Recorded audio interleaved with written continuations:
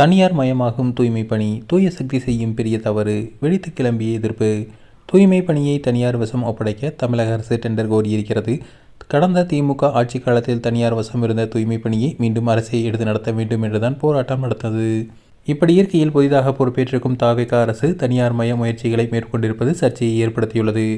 ஆவடி, தாம்பரம், வேலூர், கோயமுத்தூர் என மாநிலம் முழுவதும் உள்ள மாநகராட்சி தூய்மை பணிகளை பொது தனியார் பங்களிப்புடன் மேற்கொள்ள புதிய டெண்டர்களை வெளியிட்டிருக்கிறது தமிழக அரசு. இந்த டெண்டர் தான் தற்போதைய சலசலப்புக்கு காரணமாக அமைந்துள்ளது. கடந்த திமுக ஆட்சியில் தூய்மை பணியாளர்கள் சென்னை ரிப்பன் மாளிகையை முற்றுகையிட்டும் கூவமாற்றில் இறங்கியும் போராட்டத்தில் ஈடுபட்டனர். தூய்மை பணியாளர்களை பணியில் அமர்த்தியுள்ள தனியார் நிறுவனம் குறைந்தபட்ச கூலியை உறுதி செய்யவில்லை என்றும், சமூக பாதுகாப்பான வேலையை வழங்கவில்லை என்றும், உயிரை கொடுத்து வேலை செய்தும் ஓய்வூதியம் கிடைக்கவில்லை என்று கூறி தூய்மை பணியாளர்கள் இந்த போராட்டத்தை முன்னெடுத்தனர்.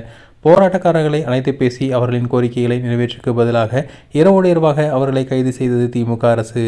இந்த கைது நடவடிக்கையை சென்னை மட்டுமல்லாது தமிழகம் முழுவதும் மக்களின் மனசாட்சியை உலுக்கியது. விடிந்தால் சுதந்திர தினம், ஆனால் தூய்மை பணியாளர்கள் வலுக்கட்டாயமாக கைது செய்யப்பட்டு போராட விடாமல் தடுக்கப்பட்டனர். திமுக அரசின் இந்த நடவடிக்கை தாவேகாவும் கண்டித்திருந்தது. தேர்தல் பிரச்சாரத்தின் போது பேசிய விஜய், தூய்மை பணியில் ஈடுபட்டிருக்கும் தற்காலிக ஒப்பந்த ஊழியர்கள் பணி நிரந்தரம் செய்யப்படுவார்கள் என்று வாக்குறுதி கொடுத்திருந்தார். இப்போது விஜய் முதலமைச்சராக ஆகியிருக்கும் நிலையில் தூய்மை பணியாளர்கள் தனியார் வசம் ஒப்படைக்க டெண்டர் விடப்பட்டிருக்கிறது விஜய் மீதான விமர்சனங்களை அதிகரித்திருக்கிறது.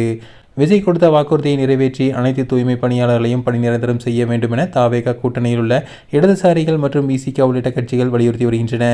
எனவே தாவேகா அரசு டெண்டரை ரத்து செய்து வாக்குறுதியை நிறைவேற்ற வேண்டும். ஒருவேளை தவறும் பட்சத்தில் இப்போது விஜய்க்கு இருக்கும் செல்வாக்கு அப்படியே சரியும்.